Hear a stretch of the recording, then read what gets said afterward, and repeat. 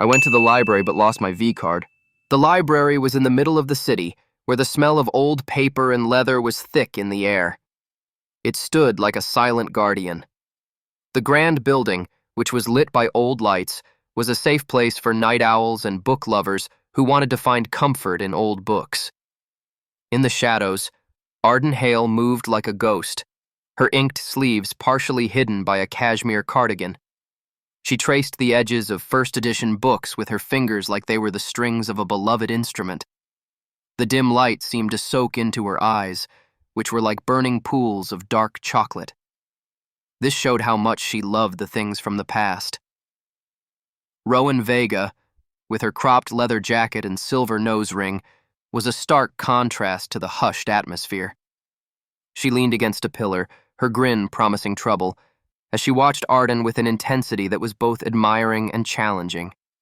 Her relentless pursuit of a thesis on forbidden texts had led her to this hallowed ground, and she was determined to bend the rules, especially when Arden was the one enforcing them. The air between them crackled with an unspoken tension, a dance of wills that was as much a part of the library's charm as the whispering pages of history. Arden's breath hitched as Rowan's hand lingered on her thigh, the heat of his touch seeping through her thin cardigan. Her fingers trembled slightly, causing the pages of the forbidden volume to rustle softly.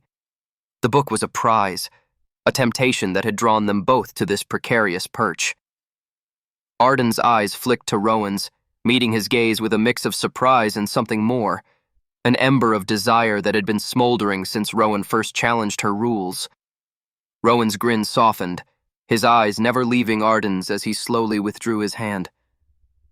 "You know," he murmured, his voice low and intimate, "I've always found that the best way to appreciate a book is to feel it, to hold it close."